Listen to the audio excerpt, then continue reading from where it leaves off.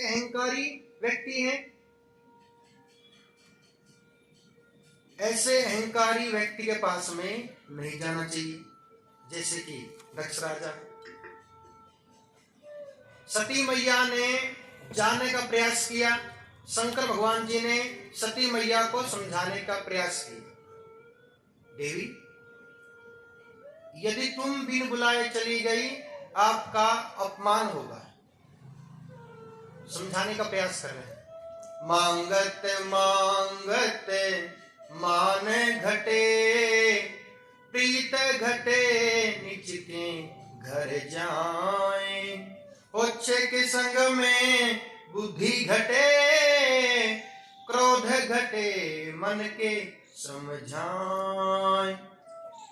मांगत मांगत मान घटे। यदि हम बर्तन उठाकर दूसरों के घर में सब्जी मांगने जाएंगे, पड़ोसन एक दिन सब्जी दे देगी, दूसरे दिन दे देगी। यदि हम तीसरे दिन चले गए, पड़ोसन बोल देगी, बोले मांगकर खा लो।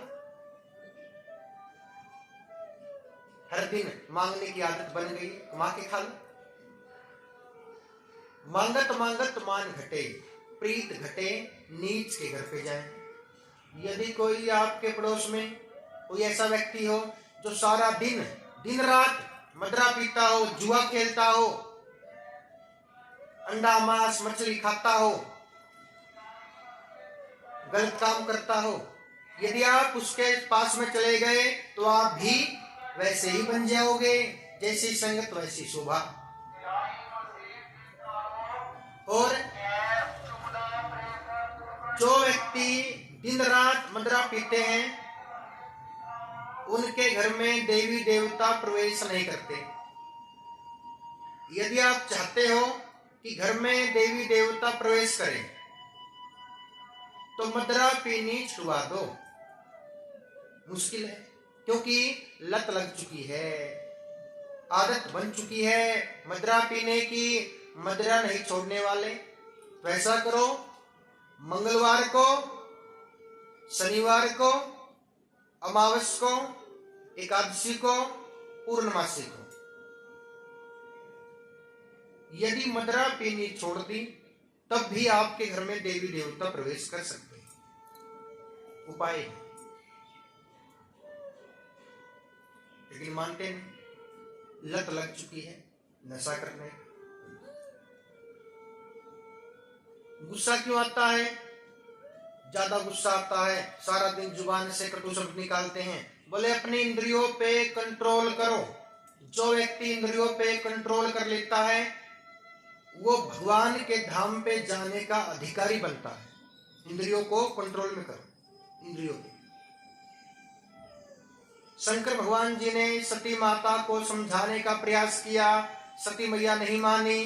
जब नहीं मानी, सती मैया चली गई। ऐसा घोर अपमान हुआ। दक्ष राजा ने क्या कहा? सती मैया ने अपने पिताजी को प्रणाम किया।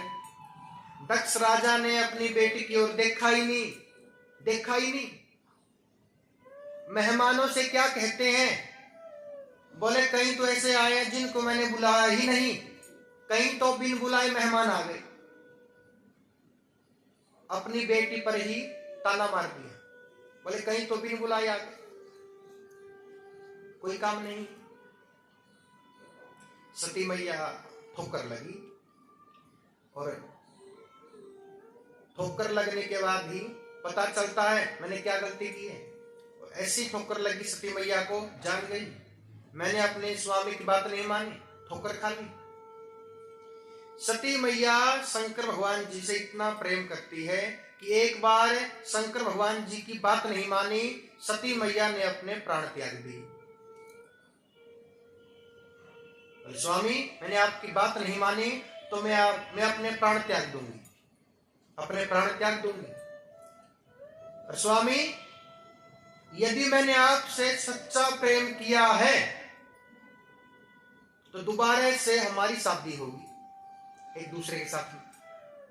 और सती मैया शंकर भगवान जी से इतना प्रेम करती है कि दोबारा से सती मैया का जन्म हुआ। माता पार्वती के नाम से। माता पार्वती के माता पिता कौन है? हिमाचल मैना। तो दोबारा से माता पार्वती की शादी हुई शंकर भगवान जी के साथ में। पहली पत्नी सती मैया और एक 109वीं पत्नी माता पार्वती। तो माता पार्वती, शंकर भगवान जी ने माता पार्वती को अमर कथा सुनाई और माता पार्वती अमर हो गई। बोलिए शंकर भगवान की जय।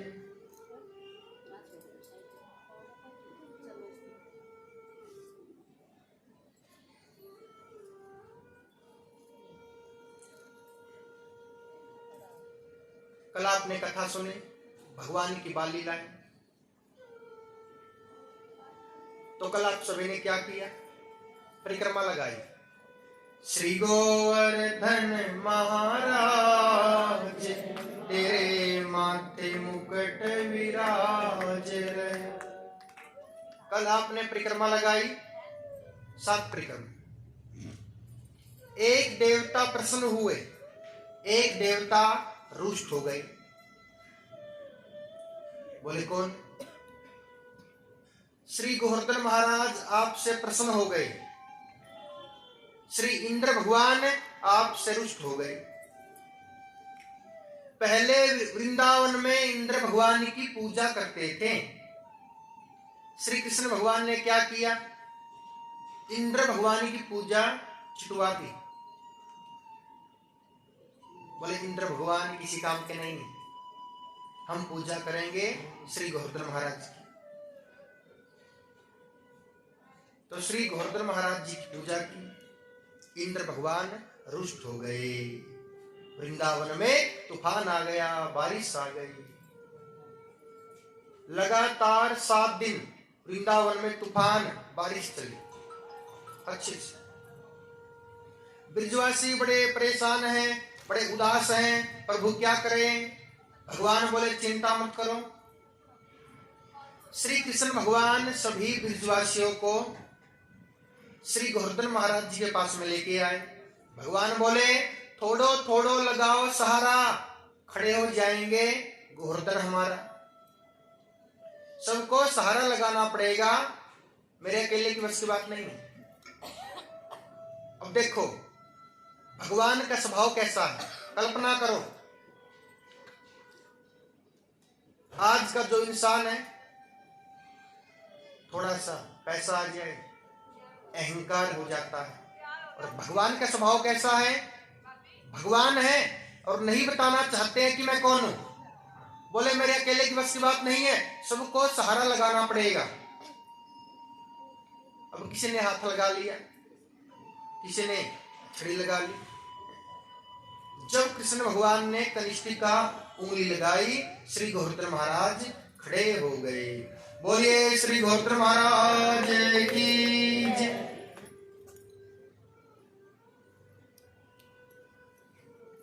भगवान ने सभी ब्रिजवासियों की रक्षा की, सबकी रक्षा की, सबको बचा लिया तूफान से, बारिश से। तूफान कैसा है जानते हो? तूफान कैसा है? ऐसा तूफान है जो कि घरों को भी उठा के लेके जाए, उठा ले, ऐसा तूफान है। ऐसी बारिश है कि बाढ़ आ गई। भगवान ने सबको बचाया, भगवान ने सबकी रक्षा की, ब्रिजवासियों की। एक बार की बात है, वृंदावन में, वृंदावन में कन्हैया का मित्र है। वृंदावन में कन्हैया के मित्र कौन है? मनोहर। मनोहर कन्हैया के मित्र है। मनोहर का रिश्ता हो गया बरसाने की छोरी के साथ में। बरसाने की छोरी कौन है? बोले माधुरी। माधुरी के साथ में रिश्ता हो गया। शादी हुई माधुरी की, 14 साल की। माता पिता बोले बेटे ऐसा करना, जब माधुरी 18 साल की हो जाएगी तब ले जाए। बोले माधुरी 18 साल की हो गई, चल दिया ग्वाला अपनी पत्नी को लाने के लिए। रास्ते में कृष्ण भगवान मिले। कन्हैया बोले मित्र कहाँ चले, कहाँ चले? ग्वाला बोला मैं चला अपनी पत्नी को लाने के लिए, माधवी को लाने के लिए। कन्हैया बोले सुनो, जब आप भाभी को लेके आओगे सबसे पहले मोरे को भाभी का चेहरा दिखाना, मो को भाभी का चेहरा दिखाना। बोले हाँ ठीक है। ग्वाला चला गया। जितने वृंदावन में गोपियां हैं, जितने वृंदावन में दुल्हन बन के आती है, सबसे पहले भगवान ही सबका चेहरा देखते हैं। भगवान चेहरा देखते हैं, ये तो बहाना है, ये तो बहाना है। दरअसल बात क्या है, भगवान सबको अपना चेहरा दिखाना चाहते हैं, क्योंकि जिन गोपियों ने भगवान के दर्शन किए हैं वो गोपियां अपने जीवन में बड़ी प्रसन्न है, बड़ी प्रसन्न। ग्वाला चला गया। माधवी की मैया ने माधवी से क्या कहा, माधवी सुनो, अब तुम वृंदावन में जा रही हो और वृंदावन में एक लड़का है, उसका नाम है कृष्ण, और वो लड़का बड़ा खतरनाक है, उसके नैन बड़े खतरनाक है। बोले क्यों? बोले तुम ऐसा करना, ना तो कृष्ण को देखना, ना कृष्ण को अपना चेहरा दिखाना। बोले क्यों भैया? बोले यदि तुमने कृष्ण को देख लिया अपने पति को भूल जाओगी, कृष्ण के पीछे पागल हो जाओगी। ऐसे है वो। चलिए, माधवी ने बातों को दिमाग में बिठा लिया। बोले हाँ ठीक। जैसे ग्वाला वृंदावन में पहुंचा, वृंदावन में प्रवेश किया, सामने कृष्ण भगवान खड़े हैं, हंस रहे हैं, मुस्कुरा रहे हैं। बोले मित्र भाभी का चेहरा दिखा दो। ग्वाला बोला अपनी पत्नी से, देवी ये मेरे सबसे प्रिय मित्र हैं, इनको अपना चेहरा दिखा दो। तो क्या चेहरा दिखाए? माधवी ने घूंघट किया है, घूंघट किया है। पहले की बात अलग थी, अब की बात अलग है। राधे राधे। अब देख लो, मैंने कल क्या बोला था, कल मैंने क्या बोला था, जो भी वस्त्र लेके आओ अपने पास रखो, वही काम हो गया ना, दरबार में लेके आए। अच्छा उठा ऐसे कई माताएं आएंगे और भी। हाँ अभी शुरुआत है। बड़ी उम्र के यहाँ से गलती होती है जी, कोई ना गलती वाली कोई बात नहीं। राधे राधे। तो कहाँ थे? ग्वाला। ग्वाला बोला देवी चेहरा दिखा दो। पहले जब शादी होती थी दुल्हन घूंघट में आती थी, घूंघट में, ससुराल में आती थी घूंघट में, और आजकल तो काहे का घूंघट है, काहे का घूंघट है।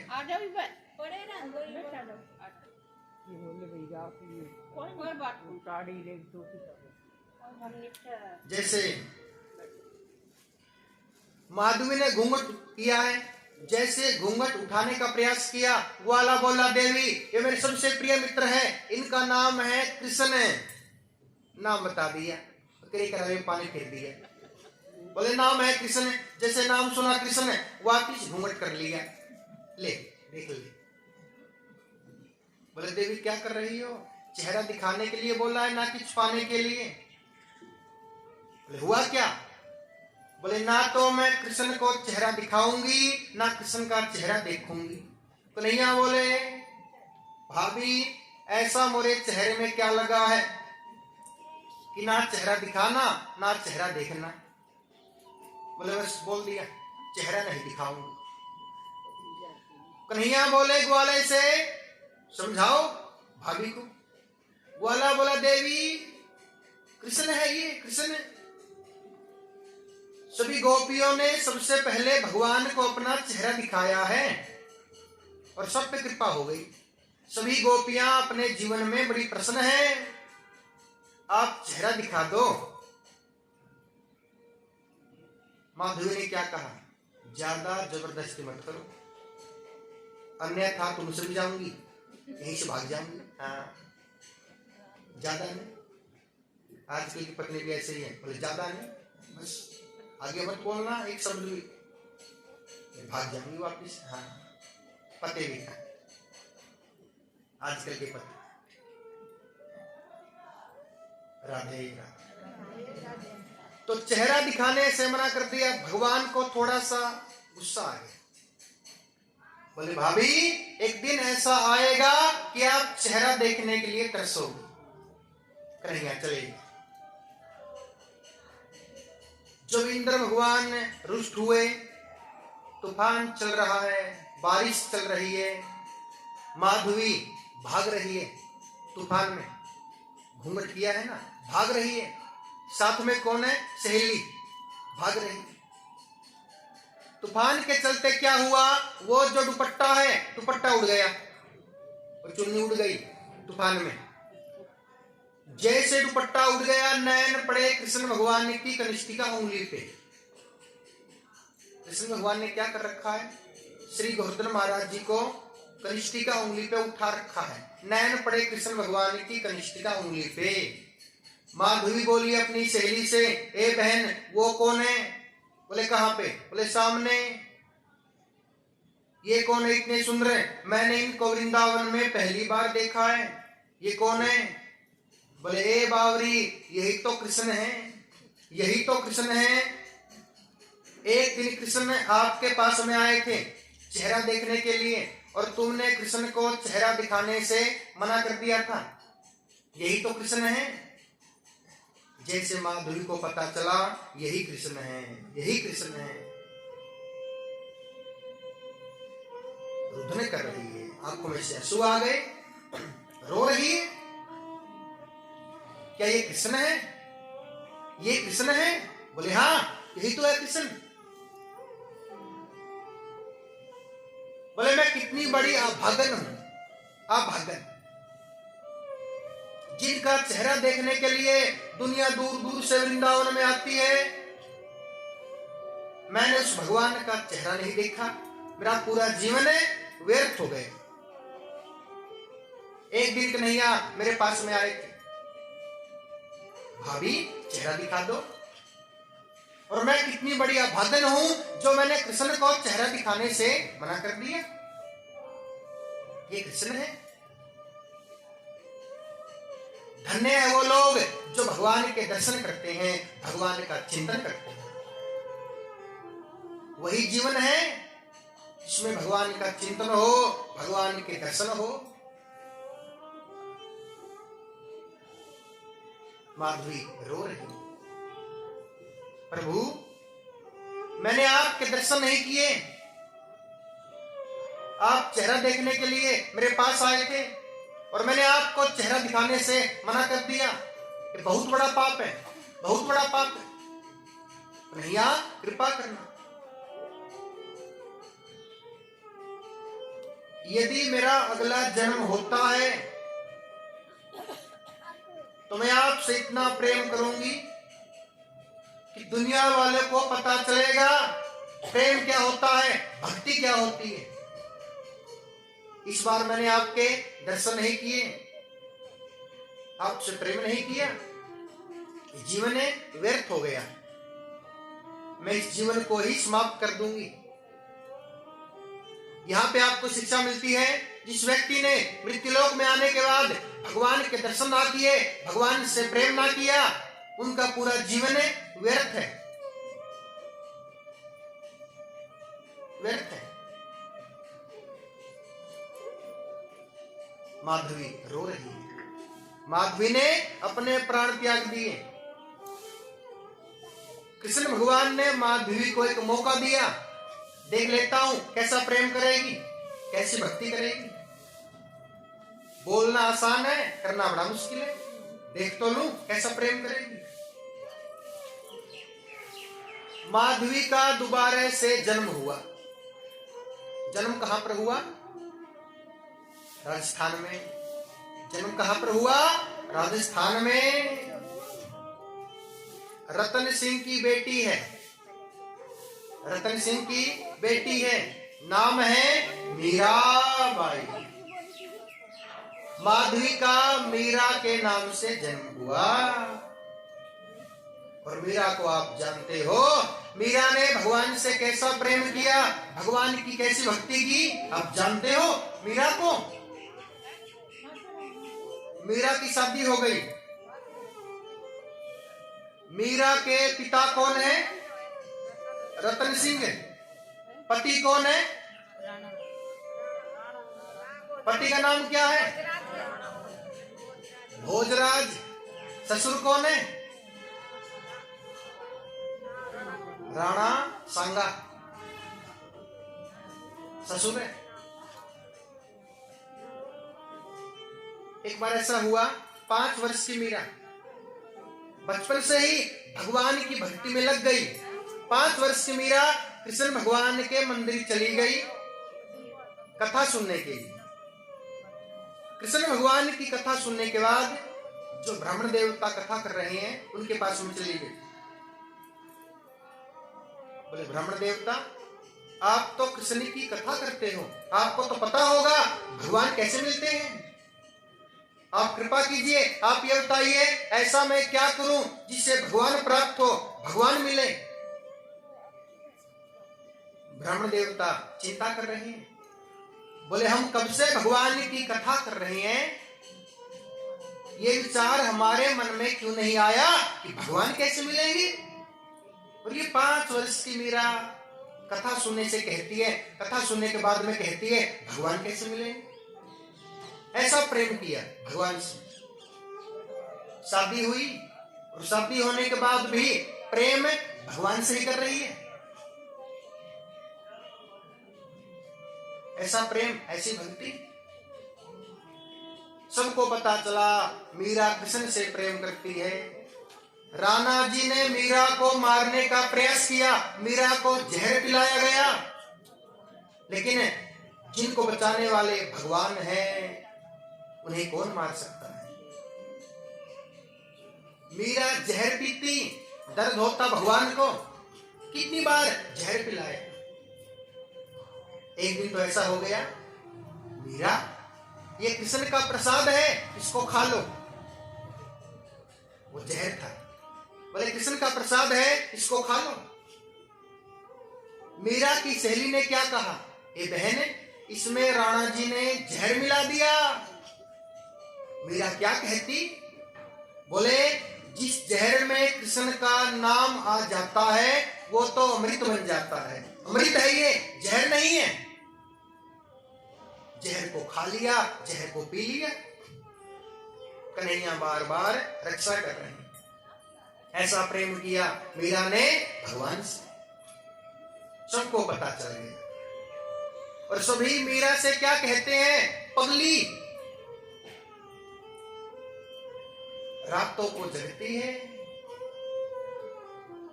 हरिदास जी तो पगली है, जगती है रातों को।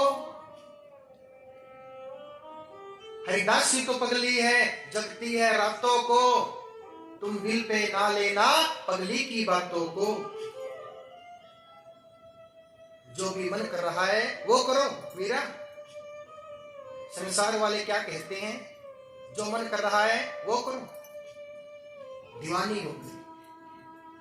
ऐसी लागी लगन हो मीरा हो गई मगन। ऐसी लागी लगन हो मीरा हो गई मगन। वो तो गली गली श्याम गुन गाने लगी। ऐसी लागी लगन हो मीरा हो गई मगन। हो मीरा दीवानी हो गई, हो मीरा मस्तानी हो गई। हो मीरा दीवानी हो गई, हो मीरा मस्तानी हो गई। हो मीरा दीवानी हो गई, हो मीरा मस्तानी हो गई। हो मीरा दीवानी हो गई, हो मीरा मस्तानी हो गई। हो मीरा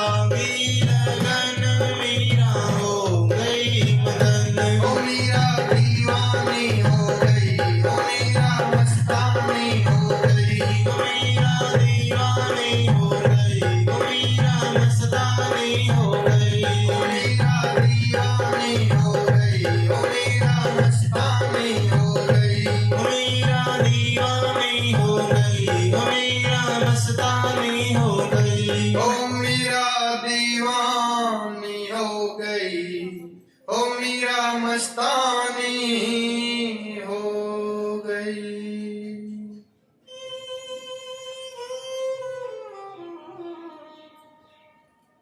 ऐसा प्रेम किया मीरा ने कन्हैया से,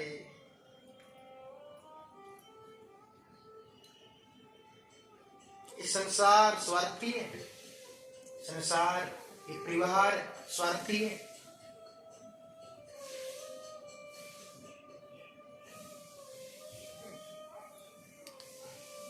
एक दिन मीरा कृष्ण भगवान के मंदिर चली गई भगवान के दर्शन करने के लिए।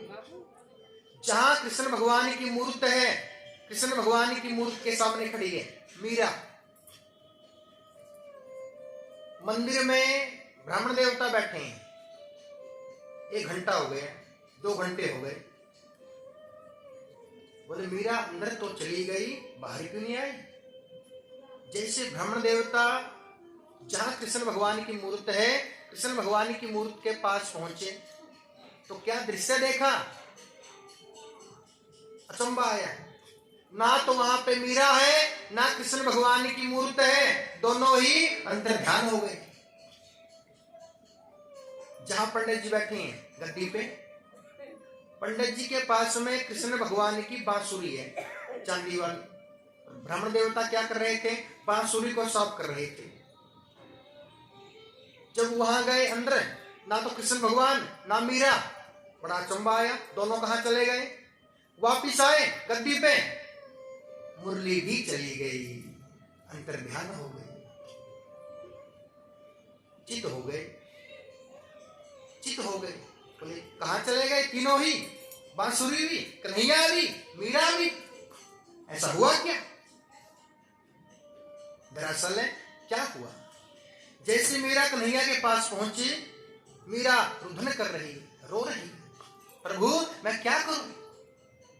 मैंने आपसे प्रेम किया है संसार को छोड़ के। मैंने सुना है जिनको संसार स्वीकार नहीं करता उसे आप स्वीकार करते हो, इसलिए मैंने आपसे प्रेम किया। अब मैं क्या करूं?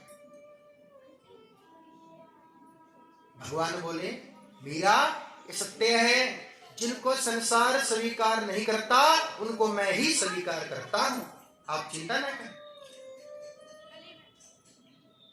मीरा सूक्ष्म बन गई, छोटी सी बन गई मीरा, और कृष्ण भगवान ने मीरा को अपने हृदय में प्रवेश करवा लिया। यानी कि मीरा ने कृष्ण भगवान के हृदय में प्रवेश किया।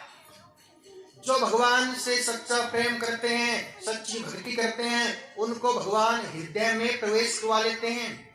और कन्हैया मीरा समेत अपने धाम को चले गए। सच्चे भक्तों का मृत्यु लोक में क्या काम? क्या काम? चलो मेरे साथ। और दोनों ही कन्हैया और मीरा धाम को चले गए। बोलिए कृष्ण कन्हैया लाल की। मीरा के प्रेम से, मीरा की कथा से पता चलता है प्रेम क्या है, प्रेम की परिभाषा क्या है। राधा मीरा दोनों का प्रेम अलग अलग है। राधा ने केवल भगवान से प्रेम किया, मीरा ने भगवान से प्रेम भी किया, भगवान की भक्ति भी की, दोनों। ये कथा है मीरा की। आप ये बताइए, भगवान का भोग लगता है 56 प्रकार का, जो कल का भोग था 56 प्रकार का, तो भगवान का 56 प्रकार का भोग क्यों लगता है जानते हो? क्योंकि श्री कृष्ण भगवान ने क्या किया था? 7 दिन श्री गोवर्धन महाराज जी को उठा के रखा, 7 दिन। और 7 दिन तक कृष्ण भगवान ने जल तक नहीं पिया, जल तक नहीं पिया। तो ब्रिजवासियों ने इकट्ठा भगवान का भोग लगाया, 7 दिन का इकट्ठा भगवान का भोग लगाया। 56 प्रकार का भोग क्यों लगाया? क्योंकि भगवान एक दिन में कितनी बार खाना खाते हैं? कितनी बार? सारे आप जैसे हो गए, बोले 3 बार।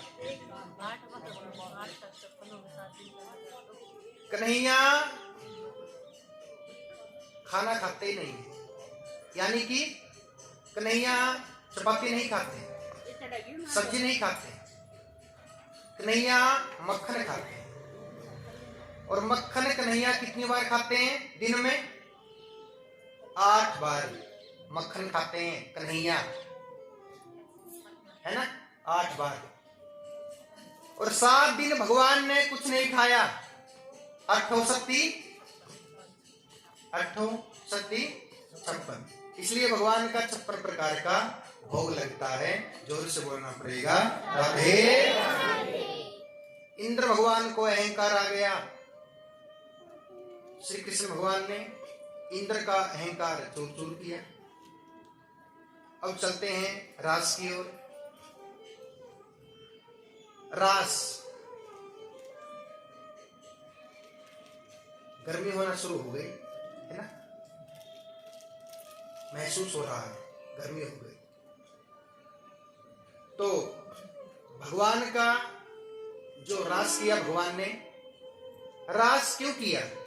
रास क्या है? गोपियां कौन है? आपने सुना है रास किया, बस। पूरी कथा क्या है? जो गोपियां हैं, जिन गोपियों ने भगवान के साथ में रास किया, वो गोपियां कौन थी? कृष्ण ने गोपियों के साथ में रास क्यों किया? 2 बातें हैं, 2 कारण हैं जिनसे रास हुआ। पहला क्या है? गोपियां। राम जी ने वादा किया था, जब राम जी आए थे ना,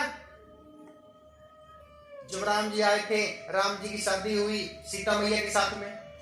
जो सीता मैया की सहेली थी, उनको राम जी पसंद आ गए। बोले प्रभु आई लाइक यू, बोले कृपा करो हमारे साथ में शादी करो, मैरिज। भगवान बोले सुनो, मैं तो मर्यादा पुरुषोत्तम हूं, एक ही पत्नी है, लेकिन आप चिंता ना करें, आपकी इच्छा है ना शादी करने की। जब मैं द्वापर में कृष्ण अवतार लेके आऊंगा, मैं आप सबकी इच्छाएं पूरी करूंगा। जिनको शादी करनी है उनके साथ में शादी करूंगा, जिनको रास करना है उनके साथ में रास करूंगा, जिनको बातें करनी है उनके साथ में बातें करूंगा। जो राम जी को ऋषि मुनि मिले, संत मिले, महात्मा मिले,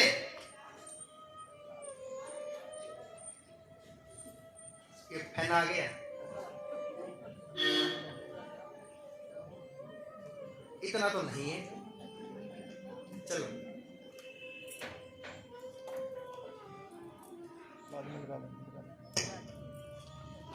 तो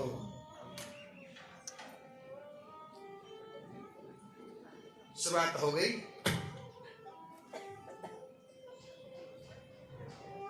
गर्मी की शुरुआत हो चुकी है, मैंने किया है, मैंने करवाया है।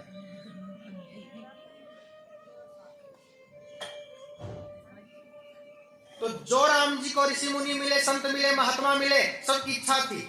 इच्छा क्या है? बोले प्रभु कृपा करो, हमारे पास बैठो, हमसे बातें करो। राम जी बोले अब तो मेरे पास में समय कम है बातें करने का, लेकिन आप चिंता ना करें, जब मैं द्वापर में कृष्ण अवतार लेके आऊंगा तो मैं आप सबके साथ में जो आपकी इच्छाएं हैं, आपकी इच्छाएं पूरी करूंगा। इसलिए भगवान की शादी कितनी हुई?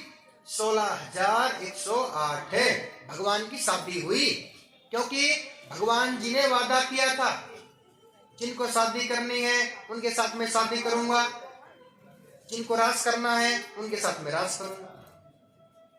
इच्छाएं पूरी कर रहे हैं, वादा पूरा कर रहे हैं श्री कृष्ण भगवान। इसलिए गोपियों के साथ में रास किया। दूसरा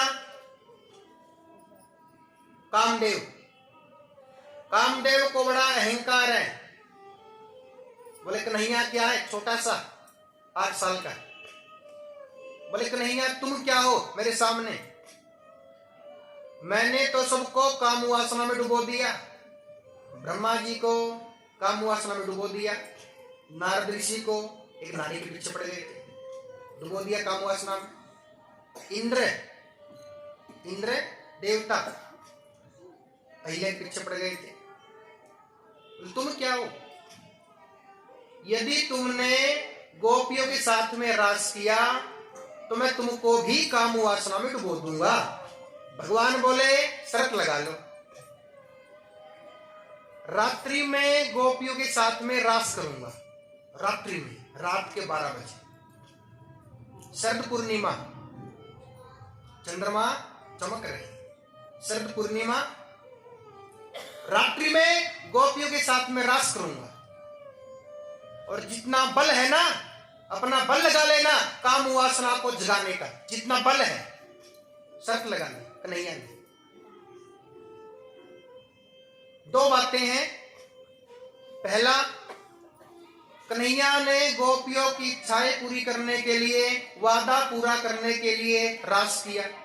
दूसरा, कामदेव को पराजित करने के लिए भगवान ने रास किया। गोपियां कितनी सुंदर हैं, जितनी परी होती है ना, जितनी सुंदर है परी होती है।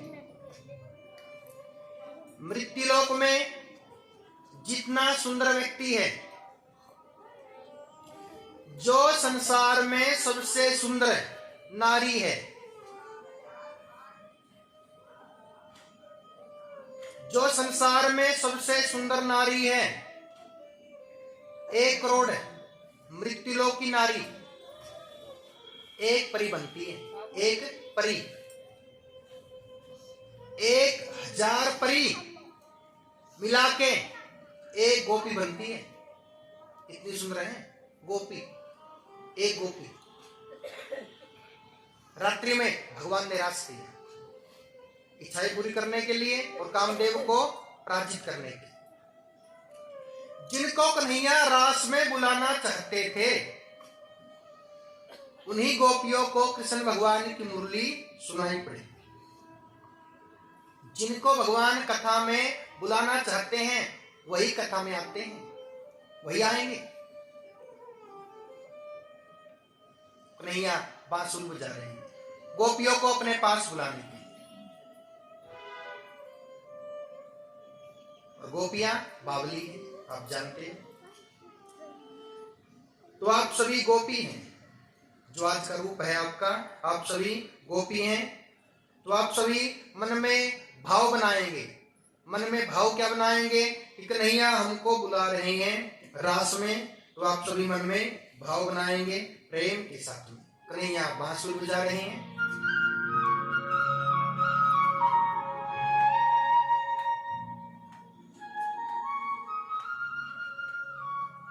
जब कन्हैया ने बांसुरी बजाई, एक गोपी क्या कर रही है, गोबर के उबले बना रही है। गोबर के उबले, जैसे कृष्ण भगवान की मुरली की मधुर आवाज सुनी, गोबर को छोड़ दिया, भाग पड़े। और कैसा प्रेम है भगवान के प्रति। हाथों में गोबर लगा है, चूड़ियों पे गोबर लगा है, भाग। ऐसा प्रेम। एक गोपी श्रृंगार कर रही है, जैसे कृष्ण भगवान की मुरली सुनाई पड़ी, आंखों में काजल लगा रही है, पूरे चेहरे पे काजल लगा लिया, पूरा चेहरा काला काला बना लिया, भाग पड़ी ऐसी पागल सी। एक गोपी गहने पहन रही है, जैसे कन्हैया की मुरली की आवाज सुनाई पड़ी, पैरों वाला गले में डाल लिया, गले में पहन लिया, गले वाला पैरों में डाल लिया, भाग पड़ी। एक गोपी सासू माँ की सेवा कर रही है। जैसे भगवान की मुरली सुनाई पड़ी, सासू माँ को छोड़ दिया, चली गई भगवान की ओर। मैं कब की बात कर रहा हूं? कृष्ण आए थे, रास की बात कर रहा हूं। जो कृष्ण आए थे वो गोपियां कैसी थी, गोपियों का स्वभाव कैसा है? भगवान बुला रहे हैं उनको, गोपियों को भगवान बुला रहे हैं। सासू माँ की सेवा की और सासू माँ की सेवा करने के बाद चली गई। दोनों काम किए, भगवान के पास भी चली गई और सासू माँ की सेवा भी कर दी। और कल्पना करो, यदि आज इस कलयुग में कोई बहू सासू माँ की सेवा कर रही है और भगवान बुला ले और पता चले भगवान बुला रहे हैं, सासू माँ से क्या बोलेगी? बोले तू जा भाड़ में, मैं चल गई। आज के ऐसे ऐसे विचार हैं। और उन गोपियों के कितने अच्छे विचार थे, सासू माँ की सेवा की प्रेम से और चली भी गई। दोनों काम किए। एक गोपी बैठी है पति के पास में, जैसे भगवान की मुरली की आवाज सुनाई पड़ी, चल पड़ी। पति बोले कहाँ चली? बोले कन्हैया बुला रहे हैं, मैं चली कन्हैया के पास में। आएगा बुलावा तो जाना पड़ेगा। बोले मैं चली कृष्ण के पास में। बोले पागल हो चुकी हो, रात्रि में चली गई तो मैं बदनाम हो जाऊंगा, वापिस आओ, तुम मेरी पत्नी हो, नहीं जा सकती। बोले स्वामी तुम केवल तन के पति हो, मन के पति भगवान है। पति ने क्या कहा? बोले तन के बिना मन को कैसे लेके जाओगी? बोले कन्हैया कृपा करेंगे, कन्हैया लेके जाओ। बोले प्रभु कृपा करो, ये जो तन है तन को छोड़ दो पति के पास में, ये जो मन है मन को ले जाओ, मन को ले जाओ। ऐसी कृपा हुई, वो जो मन है वो मन रास में आया और मन ने भगवान के साथ में रास किया। कितनी भाग्यशाली गोपियां हैं कि गोपियों ने भगवान के साथ में रास किया। और ऐसा नहीं है कि इतनी सारी गोपी है और एक कृष्ण भगवान है, जितनी गोपियां हैं उतने ही कृष्ण भगवान बन गए, उतने ही कृष्ण भगवान बन गए। सबके साथ में रास किया। सबसे बड़ी बात क्या है? सबसे बड़ी बात क्या है कि एक गोपी को अपने वाले कृष्ण भगवान ही दिखाई पड़ रहे हैं। एक गोपी को अपने वाले कृष्ण भगवान ही दिखाई पड़ रहे हैं। गोपी सोच रही है मैं कितनी भाग्यशाली हूं, कन्हैया सबको छोड़ के मेरे साथ में रास कर रहे हैं। ऐसा नहीं है। जो भगवान से प्रेम करते हैं भगवान तो उन सब के साथ में रास करते हैं। और आप सभी भगवान से प्रेम करते हो तो आप सबके साथ में भगवान रास करेंगे। जब कन्हैया ने रास किया गोपियों के साथ में, गोपियां कितने साल की हैं? कृष्ण भगवान कितने साल के हैं? जो पापी होते हैं, नास्तिक होते हैं, वो क्या कहते हैं? काहे के भगवान जो गोपियां जुआन थी उनके साथ में भगवान ने रास किया। ऐसा नहीं है। पहले कथा सुनो तो पता चलेगा ना। जिन गोपियों के साथ में भगवान ने रास किया वो गोपियां कितने साल की है? 16 साल से लेकर 90 साल तक की गोपी है। 90 साल तक की गोपी है जिनके साथ में भगवान ने रास किया। भगवान कितने साल के हैं? 8 साल के जब रास की। कहा तो 90 साल और कहा 8 साल। उम्र के हिसाब से कृष्ण भगवान की प्रतापी लगती है। उनके साथ में भगवान ने रास किया। जितनी गोपियां हैं सभी गोपियों के अपने अपने विचार हैं। कई गोपियां भगवान को पति के रूप में प्राप्त कर रही है, कई गोपियां भगवान को बेटे के रूप में प्राप्त कर रही है। अपने अपने विचार है। तो भगवान ने गोपियों के साथ में रास किया। रास का समय हो चुका है। अच्छा आप ये बताइए, मैंने आपको क्या समय दिया था रास का? अब कितना टाइम हो गया? कितना टाइम हो गया? 4 बजे। दरअसल टाइम रास का क्या है? 4:15। तो बुलाने के लिए बोल दिया था। तो बुलाने के लिए बोल दिया था पहले। आ गए सभी? उंगली टेढ़ी करनी पड़ती है, ऐसे बात नहीं बनने वाली।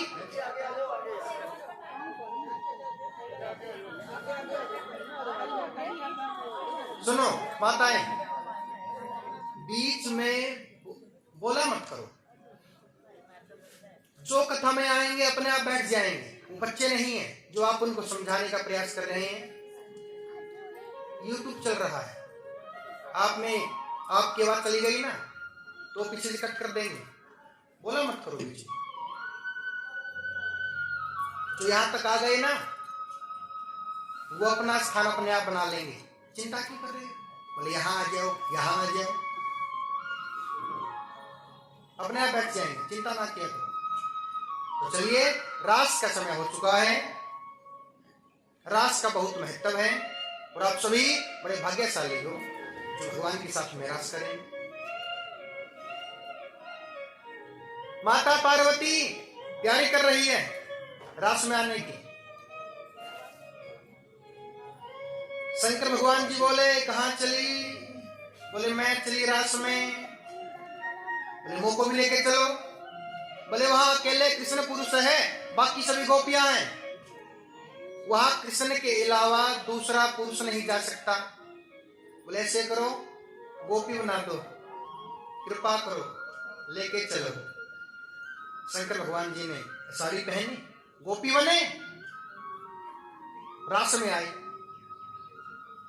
जो कहते हैं ना मैं मर्द हूं, मर्द कोई नहीं है, सभी गोपियां हैं। सभी गोपियां हैं, मर्द कोई नहीं है। अच्छा ये बताइए आप, मन आत्मा, आत्मा होती है ना, आत्मा जो अंदर वाली आत्मा है, आत्मा होती है कि होता है? आत्मा होती है कि होता है? अच्छा नहीं लगता, बोले होता है। आत्मा होता है, बात नहीं बनी। बोले आत्मा होती है, अब बात बनी। आत्मा होती है, नारी आ गई ना, होती है। तो आत्मा होती है, सभी नारी है, मर्द कोई नहीं है। जब शंकर भगवान जी नारी बन गए तो हम किस खेत की मूली हैं? ये तो दिखावटी तन है, बाकी सभी गोपियां हैं, नारी है सभी। आत्मा होती है। एक मैया हमारे पास में आई, बोले महाराज झोली भर दो। मैं बोला मैया फल लेके आओ। मैं बोला फल लेके आओ, पहले झोली भर देंगे। तो माता जी फल में क्या लेके आई? फल में क्या लेके आई? छोरा कौन कौन होता है? छोरा, संतरा छोरा है, केला छोरा है, सेब छोरा है। छोरी कौन है? छोरी, छोरी कौन है? फल की बात कर रहा हूं। मिर्च, लीची, हाँ लीची। मैंने सोचा मिर्ची, मिर्ची तो अलग आ गई ना, वो अलग मैटर है मिर्ची का। लीची और क्या है? छोरी, कीवी छोरी है, कीवी। तो माता जी फल लेके आ गई, और फल में क्या लेके आ गई? एक तो मौसमी और एक लीची। और पहले माता जी के पास में 2 छोरी है, बोले पंडित जी फल दे। मैं बोला ये तो छोरी है, छोरा लेके आओ। बोले क्या?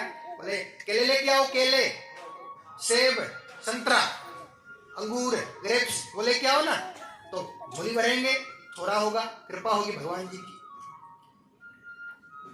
तो परसों हवन है,